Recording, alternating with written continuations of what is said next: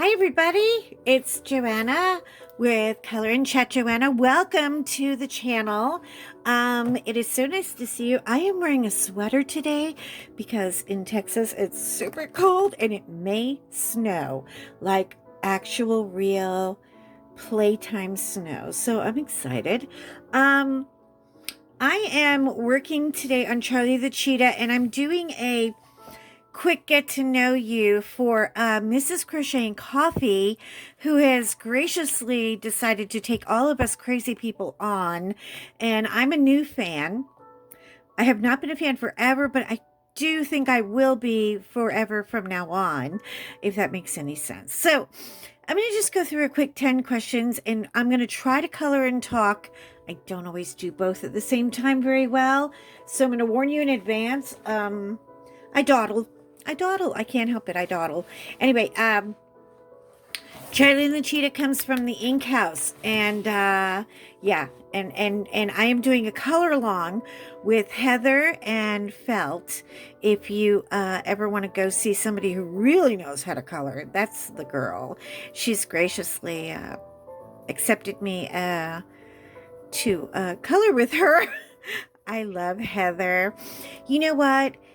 If Heather and I ever had to go to the coloring dark alley, I'm taking Heather with me because she's a gangster. I mean, she can really color.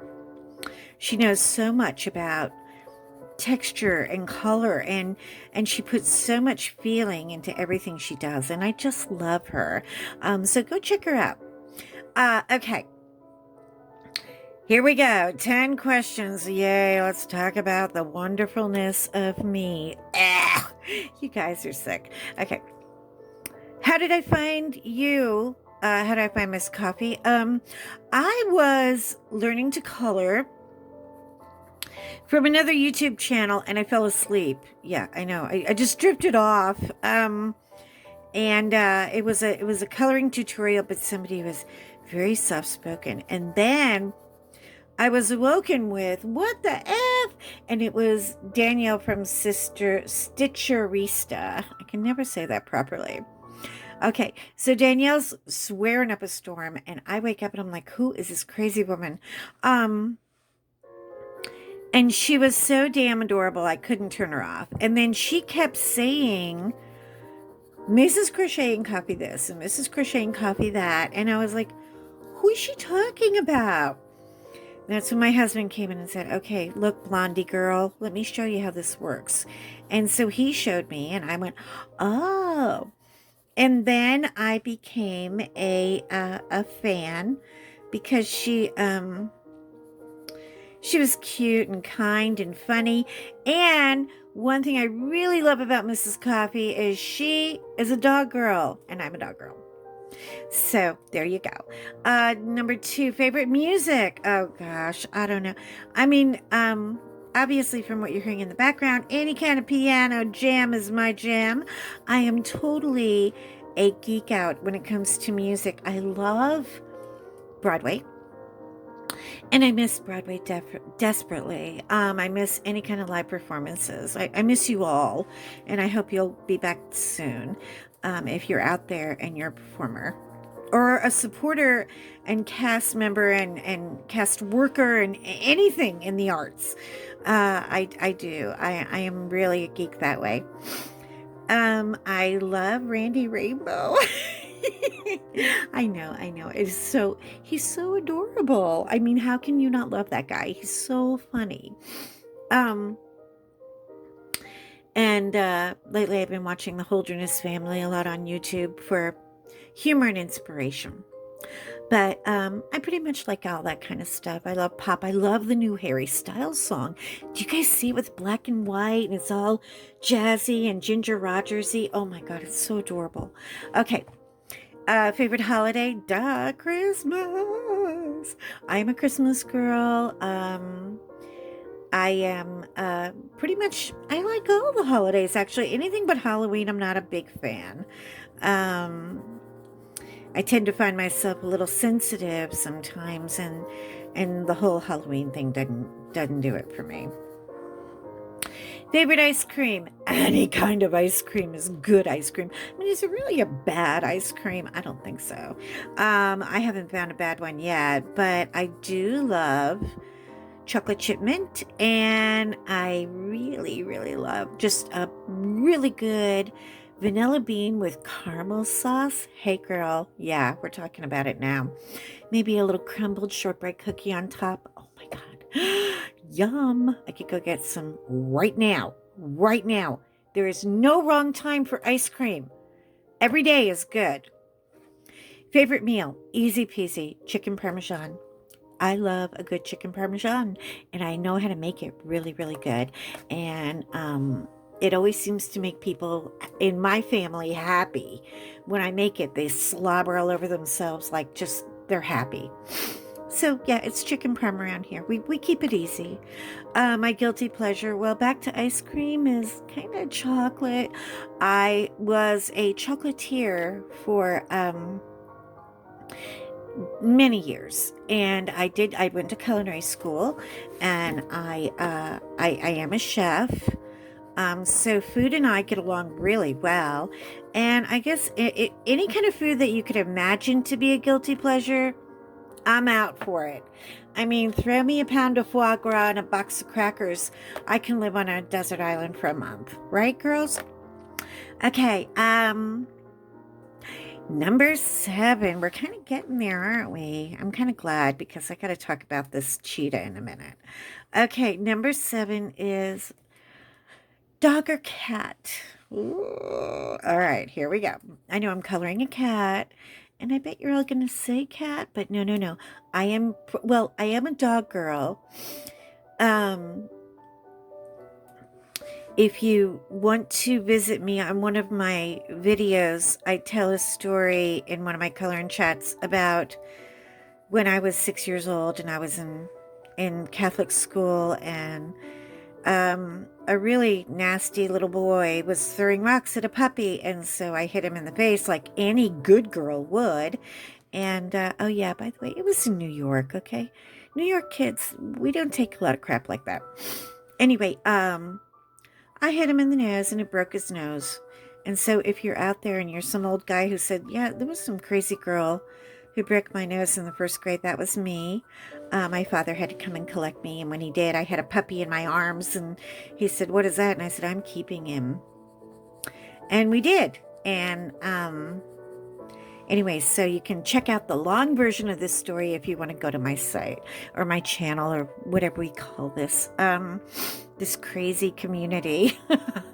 Okay, but I do love cats too. And for 5 years of my life, I got to work with big cats. So we're going to talk more about that later. But I did work with big cats. So dog or cat is like asking me to pick a favorite child. I'm not going to do it. I love them both. I do have Great Pyrenees. I'm on my 3rd generation of Great Pyrenees. My first one was Shakespeare and Hamlet. My 2nd generation was Lucy and Gandalf. They were rock stars. Literally, like went to Times Square for Christmas every year, rock stars. And now I have George and Fiona, and George and Fiona are super cute. They're my misfits. We rescued them when they were like about 2 or 3 pounds each, and they have their own little story.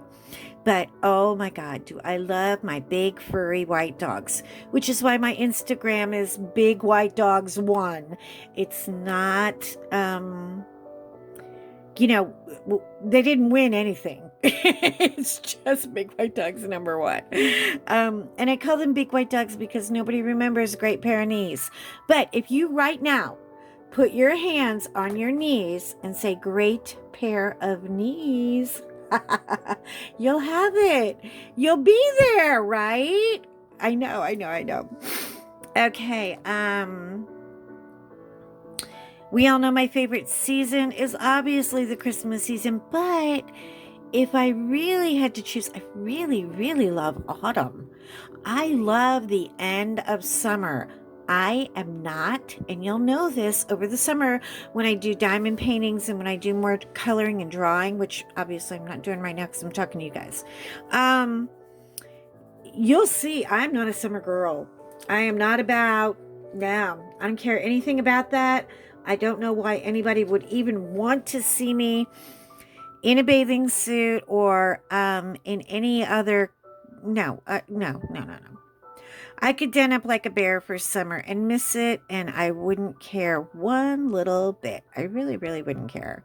So I'm not a summer girl. I do love autumn, and it rolls into winter, and I am a winter girl too. I feel like I can never be too cold, but I could always be too hot. You know what I mean? And that's just me. That's a season I love and prefer. Um, so inside or outside girl? That's a good question. Okay, when I'm outside with my dogs, forget about it. I mean, it just can't get any better than that. You know, life is just good and we're walking and we're minding our own business. And hopefully, if we don't see a chipmunk or a squirrel or something, it's always a beautiful, beautiful day. But I'm kind of, this year I really had to be inside a lot. I was in the hospital for almost 6 months with abdominal ulcer thing going on. It was so scary. And then I came out, and by the time I got out, COVID was really into high ramp, and the hospitals were all closing down, so I couldn't see my husband and that kind of thing. And it got a little crazy. It got a little crazy. This last year was 2020 that everybody hated, and I had a personal reason to hate it, and I did. And so once I got home, it was really so nice just to get out every once in a while. But now I have to be careful. I have to choose where I go and think very carefully. You know, is going to a sale rack worth dying over? I don't think so. So, yeah, for right now, I'm an inside girl. But when things get better, I will be outside a lot more. Um, My best friend. Oh, that's easy. I married it. I did. I met a guy who was so nice and saved a cricket from being pounced on by somebody's boot, and I married him. And I mean, there's a whole story to how we met. It's really funny because before we ever met, I lived in Africa for 9 years. John lived in Africa. We were both very young. We were children. Well, not children, but we were younger. Um, but we were both living in Africa at the same time on different ends of the spectrum. Me, farmhouse, farm, teaching children, giving vaccinations, learning how to be a nurse in 2 days or less. John lived on a compound. It was beautiful. I mean, they had everything. The pool, the people, they had people. They had people. Yeah. Um, didn't take that the wrong way at all. My husband is not like that at all. We're Democrats. Sorry. I know I shouldn't throw that out there, but I am, and I'm not embarrassed about it. And that's all I'm going to say about that. And so, yeah. Um, He's a good guy. He's a nice person. He really is. Been married to him for a little more than 20 years. I just like them. I like him. He's so smart. You guys don't know. He's super, super clever. Annoyingly intelligent. Not as high on the common sense, but that's okay. I have enough for both of us. So we're good there. We're good there. And I think that's about it. I think that's about it in 10 simple, simple questions. And now we're going to do, I'm going to talk about Charlie the Cheetah here because this will kind of give you a little idea about who I am and the crazy stuff I do. I know. Okay. Way back in the day, when my little Davy was little, he's grown now into quite a lovely young man and a decent, kind person, and I like that about him a lot. Anyway, we had I worked with an animal rescue organization, and I had two little tiger cubs that stayed with me for quite a while because they needed a full-time mommy, and we helped them. And then we brought them back, and we became part of the whole rescue family community of people. And one of them called and they said, there's a trainer, he's a trainer transporter. Okay. Does training with animals, very kind training, just basically, to be, um, how do you say, you know, um, gentle enough to handle, feed, transport, that kind of thing. And he does transporting. Um, Now, most people who do transporting, who have animals like that, they're not super sociable people. And so what we want to do is, not get in their hair. And anyway, he was going from Maryland all the way out to Arizona, and weather hit. I mean, really, really bad weather. I live in Texas. I'm about 30 minutes north of Dallas and 30 minutes away from Fort Worth. So I'm sort of right in the middle of both. Um, I said, yeah, come on in. We'll help you. We'll help you. And he was transporting a cheetah. It was a female cheetah. And I really I studied about animals because I did take classes to excel in animal husbandry, because I did want to work with exotic animals, and I did want to become a veterinarian, but I became a chef instead. Who knows how that happened, but it did. Probably because the veterinarian school cost a bloody fortune. Hold on a second. I'm going to put the air down a little bit.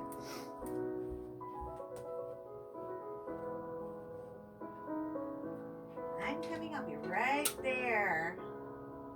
Oh, it's actually kind of warm in here today, and I think I got it too warm. Okay. Anyway, so he came to our house, and I immediately got my neighbor to take care of my son, because I don't want him in the house with a full-grown cheetah at all. I'm smart enough to know not to do that. Anyway, he showed up, and the cheetah's name, it was a EA list. We had our emergency alert list of people who might be in trouble and could just call, and you could just answer and not even know what you were calling about. But I thought, oh, this will be fun. And so we met the first cheetah I ever met in person, and her name was Agatha. Agatha. Agatha. Okay. Agatha. Agatha was in a very large metal crate in the back of his SUV, and she had a beautiful jewel collar on, and he just opened the door and took her out. She was so tired and so hungry, and she barely could walk in the door. We brought her in, and she literally kind of stood still, looked around for a little bit. I was afraid she was going to bolt and run, and Fred said, no, no, no, calm down. She is checking everything out. Cheetahs are cops.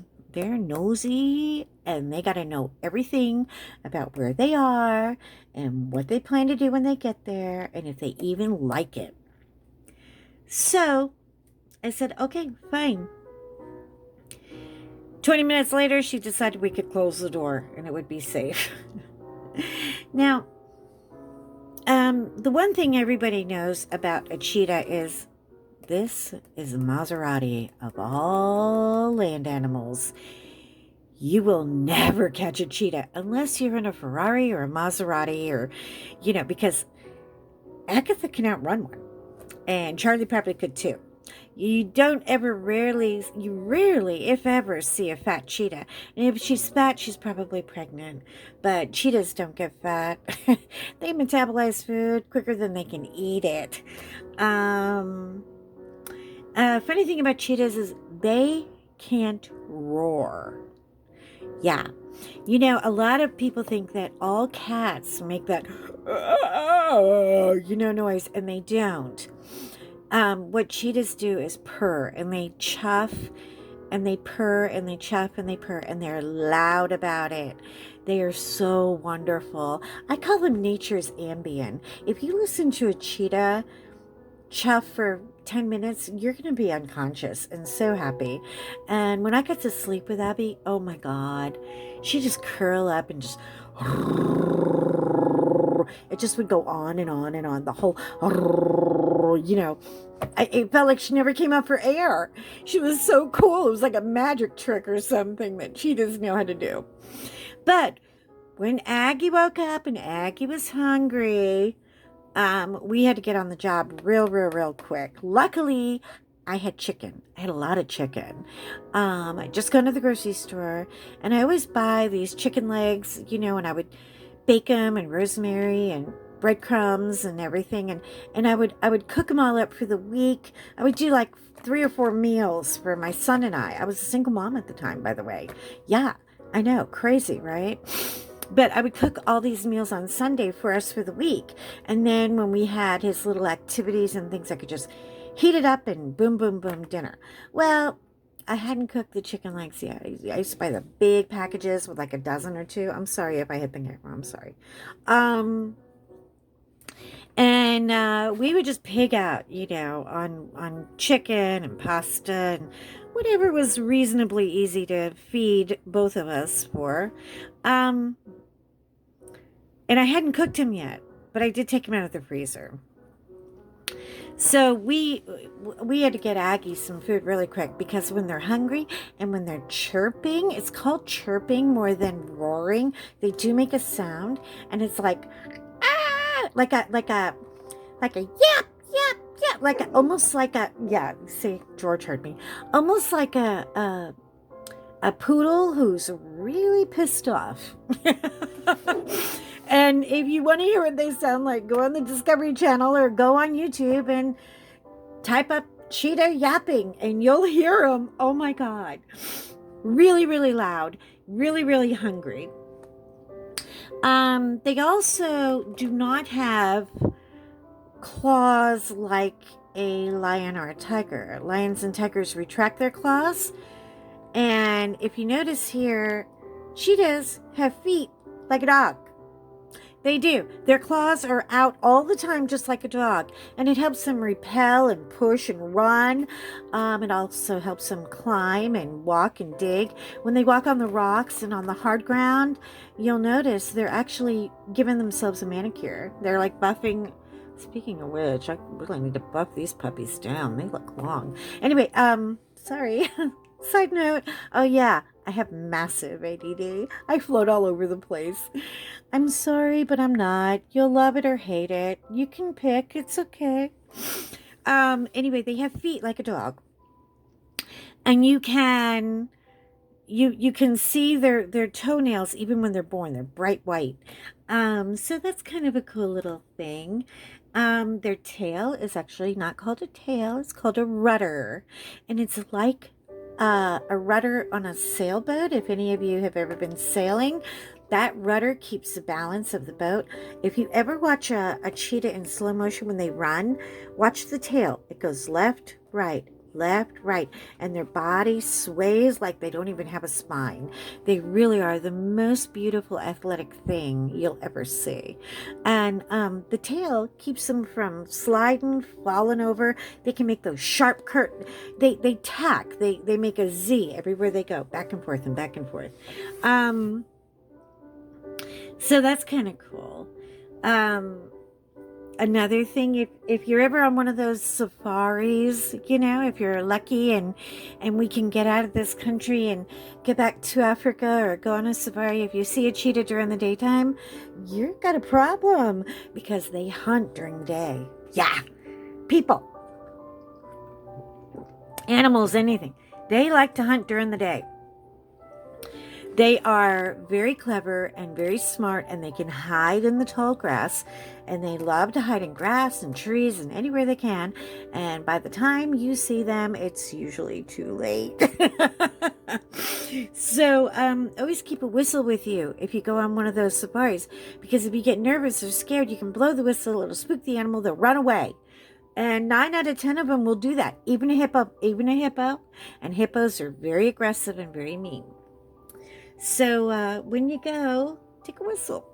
And if you go to the zoo, go to the zoo and go see the cheetah. And if the cheetah can hear you, now sometimes they put them behind the big glass and they can't hear, but other places they may put them in an open place. If you go to an open zoo, go up to the cage and just go, because in cheetah language that means, hey girl, hey. Yeah, they love that noise.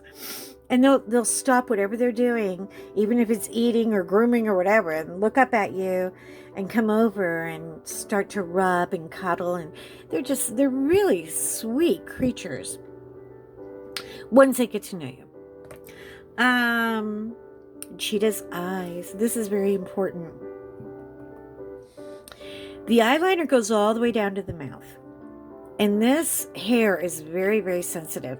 And the big eyeliner that they wear is sort of like, have you seen football players? They put the black stuff under their eyes, when they're playing football to keep the glare off of their eyes. That's what it does for the cheetah, who have, by the way, the most keen eyesight you'll ever see in your life. They're really kind of cool that way. They can run literally faster than any football player on a football field.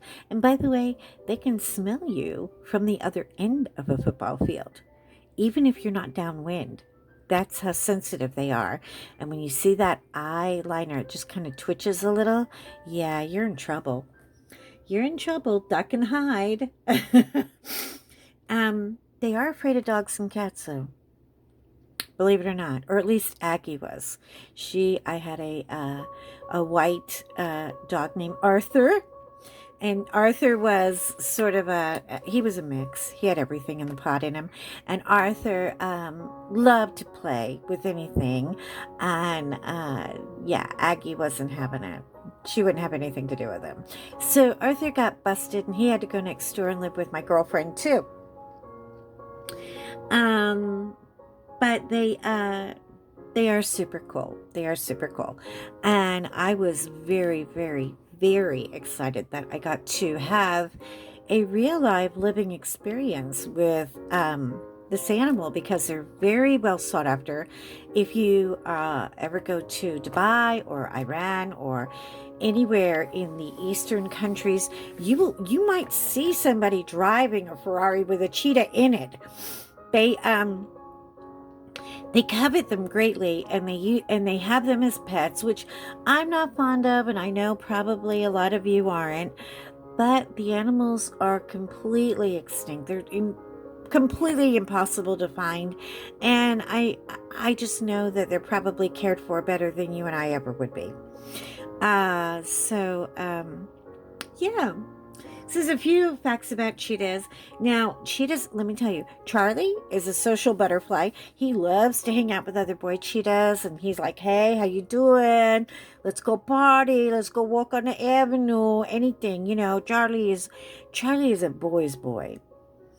But if you're with Agatha, oh, by the way, I'm going to post on my Instagram a picture of me and Agatha. You'll have to see her to believe her. She's so pretty. Agatha has no use for boys, okay? Agatha is independent, and she's got her own black card, and she's got her own mode of transportation, and she's got her own penthouse. If Agatha were a woman, by the way, female cheetahs are chatty as hell. They don't shut up, which, made me even love her more. I think, I don't know, maybe. Anyway, it's really funny how they communicate and talk to each other. The females, they hunt together, they raise their babies together, they keep their cubs and their pups with them until they're almost 2 years old. So they really are like mama's babies. They're very, very maternal, very protective, but they will talk about you to your face. Hey, your hair looks so good. How you doing? And then turn around and go, girl, did you see what she did to her hair? It's literally in the same breath. So the females are chatty with each other. They don't have any use for a boy. accept his DNA. That boy cheetah is never going to have a loving relationship with a female cheetah. That cheetah is a booty call.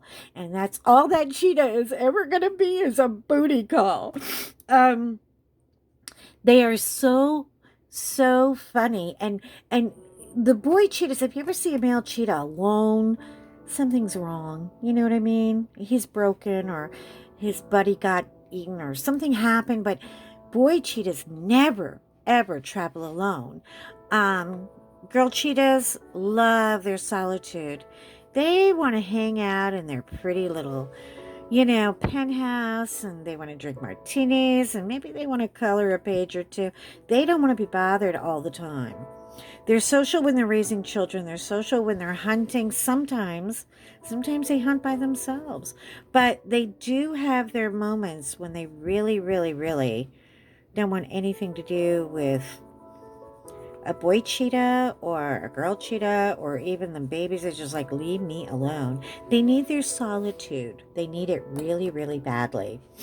So we always try to respect a cheetah for that. Boy cheetahs definitely are the coolest, though. They really are. They're social with each other. They hang out. They hunt together. If George Clooney were a cat, he'd be this guy right here. Yeah. Cool, cool, cool as a cucumber. And they all are.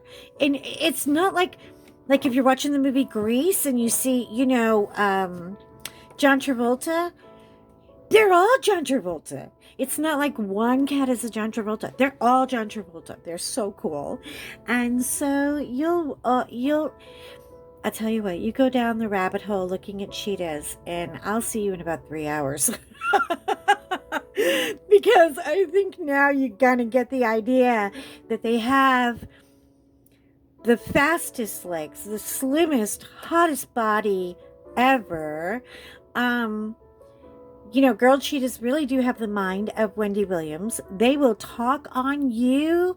They will tell you how it is. They'll like you for a while, but then you got to go home and leave me alone with my house and my world. And I just need to feel like queen of the jungle for a little bit and chill. And I love that about them. They're very authentic. They're not going to pull any crap for you. All animals are. If you don't have animals, I always take a little side eye and go, why not? Because my dogs, oh gosh, George and Vienna, yeah, you're going to see about 1 million pictures of them, because I am totally a dog girl and I can't get enough of them. My dogs are actually, they're Great Pyrenees, and they're from the French mountains, and the breed goes way, way, way, way back. And they used to live up in the mountains in France, the worst mountainous area. And they would help the monks and the nuns go to the convents and to the monasteries, and they would sleep on them and keep them from freezing to death. And King Louis loved the Great Pyrenees so much. One was given to Victoria, and she couldn't get enough of them. So she started collecting them like potato chips. But King Louis actually deemed the Great Pyrenees the royal dog of France. And I'm going to show you, hold on, here, this is what we look like. Let me get the glare and the light off. That's me. And that is Fiona, and that is baby George. Now, they were a lot smaller back then because we took them when they were kind of smaller at the park. And and they're white fluffernutters. They're not always white, though. I got to tell you, sometimes they're covered in mud, covered in dirt, covered in anything they can roll in. They love dirt. They're very loyal. They are both therapy dogs. I have trained dogs for nearly 20 years. I've trained many dogs for people that I have just given them away to. And I've got receipts, and I've given dogs to veterans who couldn't get a dog because they were on a 10-year list. Well, we go to the pound, and the pound would actually, the people at the rescue center, I'm not going to call it a pound because they don't kill animals there.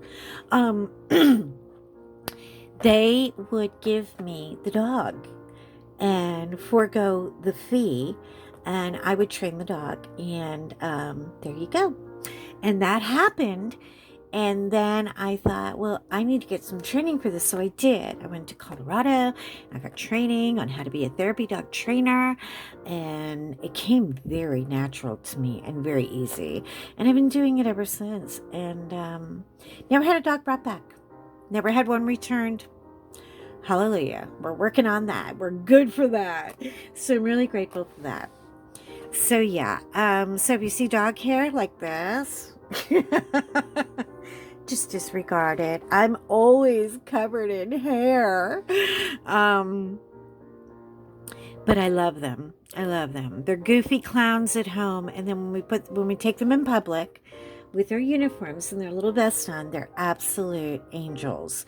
My dogs would not lick you. They don't lick people. It's not something I taught them. It is a part of the breed personality. They would not lick you if I put a prime rib on your face. And guess what? I've done it. I've had a kid lay on my floor and I put a prime rib on their forehead and they wouldn't touch it. They didn't touch him and they didn't touch a prime rib. They're not lickers. The only thing Fiona does is lick my feet, and she does that when I'm in bed, and it is truly annoying. They are total bed dogs. They are spoiled, rotten, and I wouldn't have it any other way. I eat with them, I sleep with them, I go out with them, I bring them out in public. We do charity events.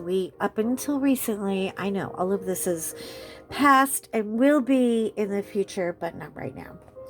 I love my life with my dogs.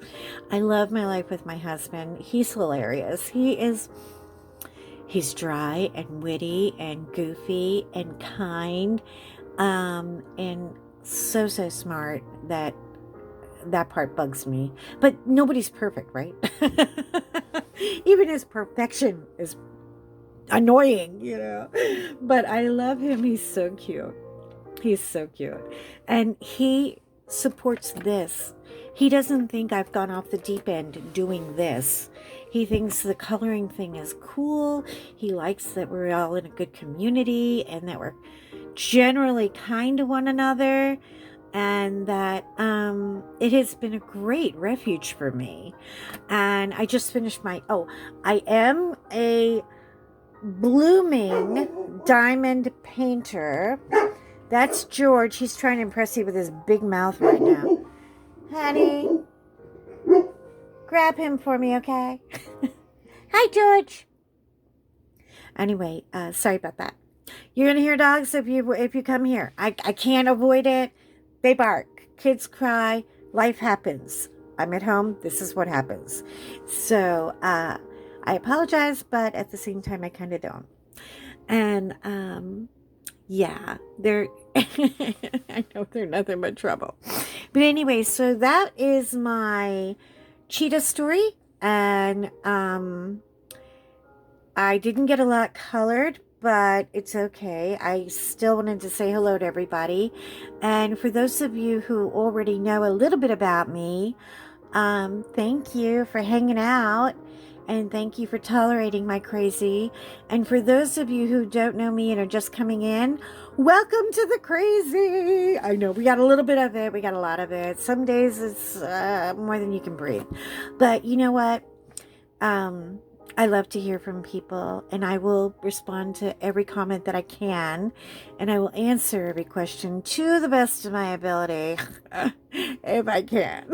I don't know everything about everything. I really don't. I know about dogs, I know about cats, I know about kids, and I know about love. And I love this, and I love people who love it with me.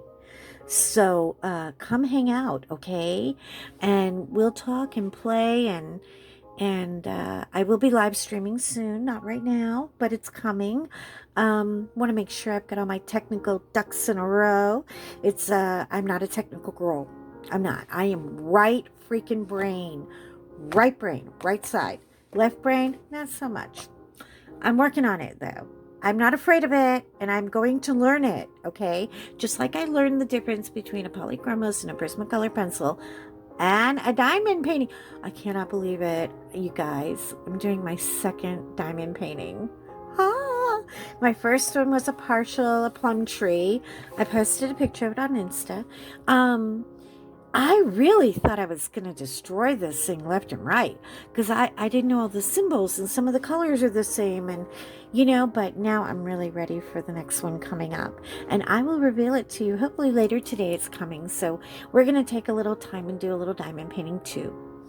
But in the meantime, I just want to say thank you for spending the time with me. Thank you for opening your ears and your home to me. And I will see you guys in my next video really, really soon. Okay? Take care. Love to all. Be safe. Be smart. Wear your mask. Wash your hands. Take a shower. I know it's been a week, but girl, you need a shower. Okay? I love you guys. Bye.